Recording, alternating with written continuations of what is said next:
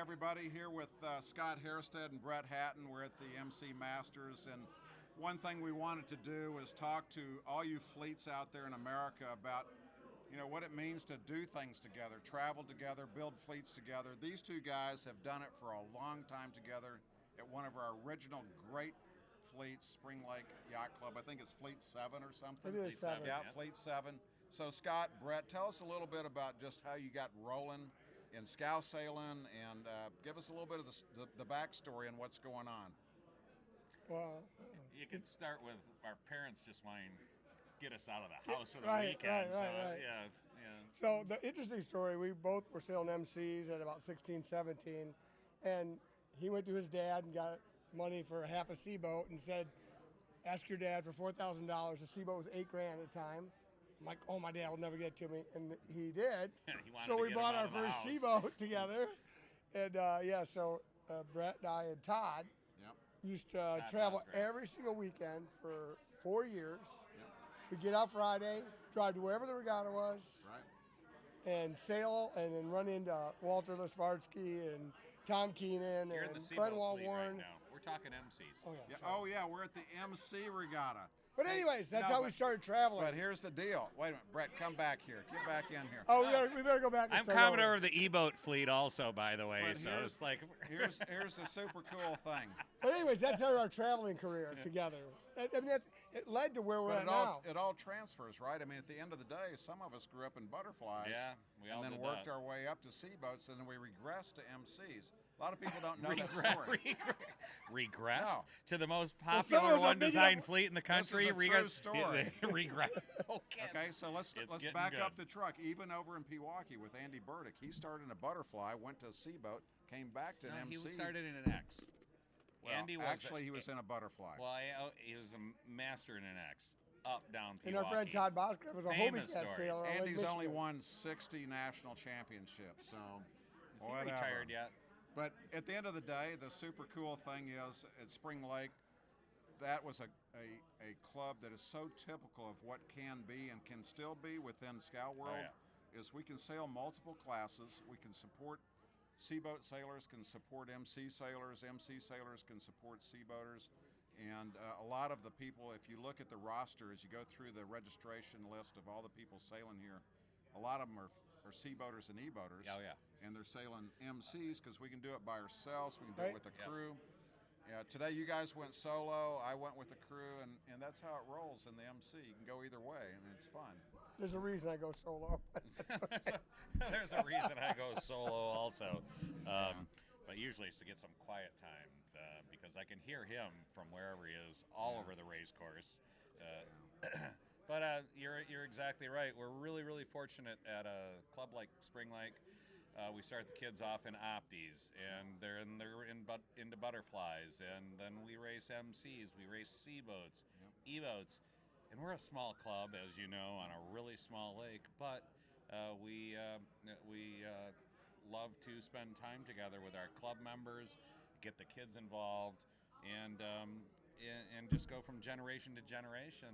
And The important part is the kids that It's a great start in thing. butterflies and go, whether they go to laser or MC, yeah, is we they sail come lasers. home after they go to college, and then they teach the 5 and 6-year-olds just like they got taught. And we've had that program for over 40 years.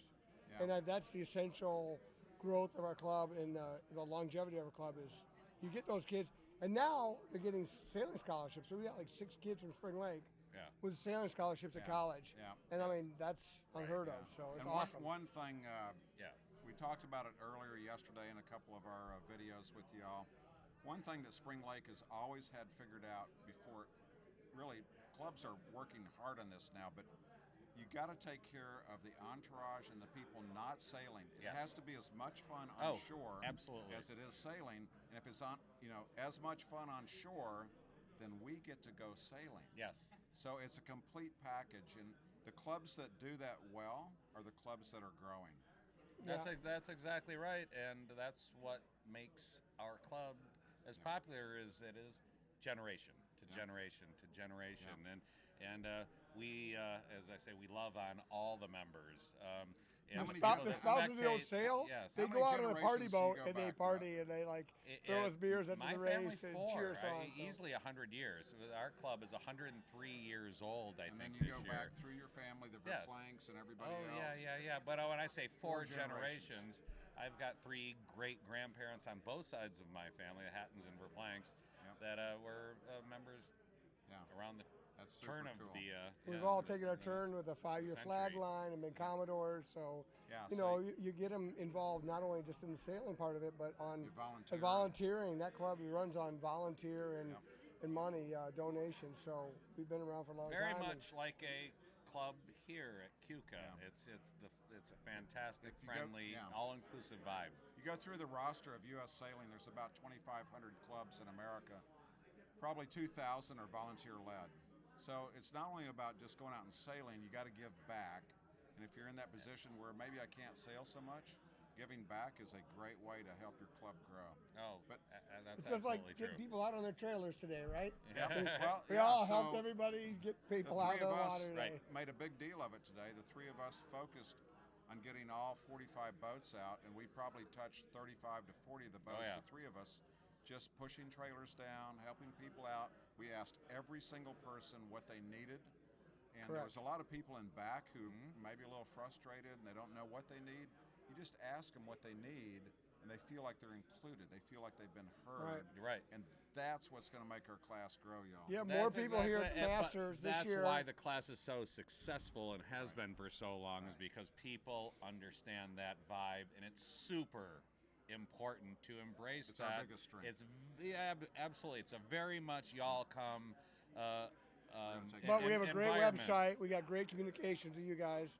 You know, we're out there and putting it out there. So I think it's good. I And think the club is I'm strong. super excited to be getting back into the fleet a little bit more than I have been able to do in the last few years. And I'm going to be going around to some regattas in the next 4 or 5 years, reacquainting myself with something. Westerns, Minnetonka, Blue Chip. Just one thing I have to say, because this is the first Masters I've been to, and this really touches my heart.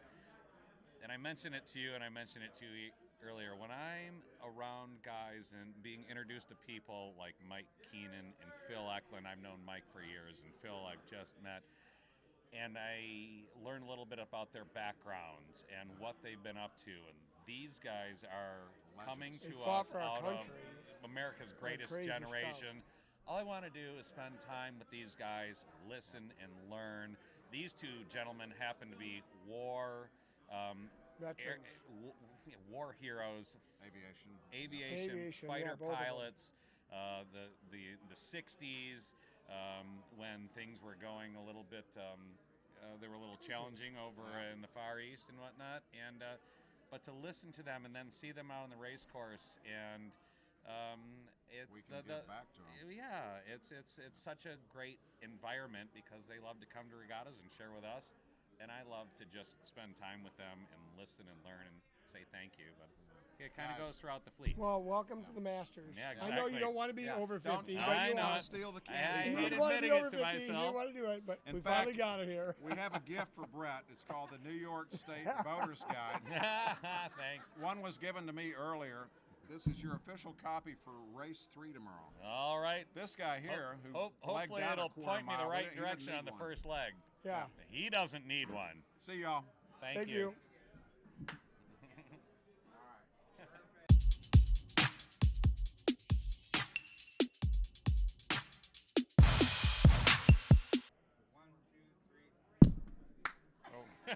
Oh,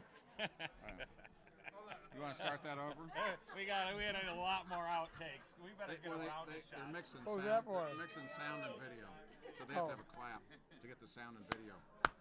Okay, you guys ready? is that good?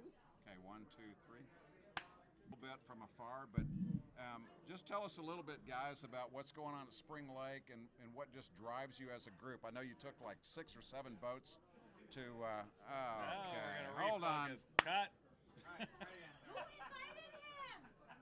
Okay. I'm sorry we made you wait so long.